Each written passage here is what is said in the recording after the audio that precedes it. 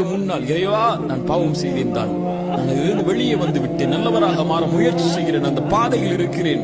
ஆனால் மனிதர்கள் என்னை குறை பேசுகிறார்கள், என் பாவம் என்னை உறுத்துகிறதே அல்லாஹ், என் உள்ளத்தை திடப்படுத்து, உறுதிப்படுத்து என்று இறைவனிடத்திலே சரணடையுங்கள். இறைவன் உங்களுடைய கவலைகளை நீக்குவான். உங்களுக்கு எதிராக வரக்கூடிய வார்த்தைகளை இறைவன் ஒன்றுமில்லாமல் ஆக்குவான்.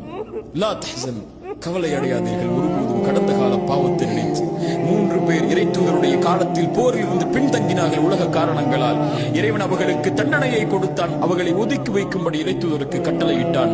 அவர்களுடைய உள்ளம் நெருக்கமானது, உலகம் அவர்களுக்கு நெருக்கமானது. அவர்கள் தங்களையே அழித்துக் கொள்ளலாம் என்ற எண்ணம் கூட அவர்களுக்கு ஏற்படும் அளவிற்கு இதயம் அவர்களுக்கு நெருக்கமானது. ஆனால் அவர்கள் சரணடைந்தார்கள். இறைவனை தவிர வேறு யாரும் எனக்கு வழி இல்லை என்று இறைவனை சொல்கிறது. அவர்கள் இறைவனை தவிர யாரும் இல்லை எங்களுக்கு என்று இறைவனிடத்திலே களம் ஏந்தி வந்தார்கள். இறைவன் அவர்களை மன்னித்தார், அவர்களை ஏற்றுக்கொண்டார். ஆதம் தவறு செய்தால் அதற்கு பிறகு வளர்த்தது கர்ரம்னா பனி ஆதம், ஆதமுடைய சந்ததிகள் அனைத்தையும் ஆதமை கண்ணியமாக்கினார்.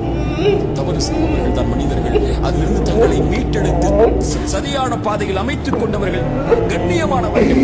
அவர்கள் கடந்த கால பாவத்தை நினைத்து கவலை அடைய வேண்டிய அவசியமில்லை, எண்ணமில்லை. இறைவனிடத்தில் மன்னிப்பை கேட்டதற்கு பிறகு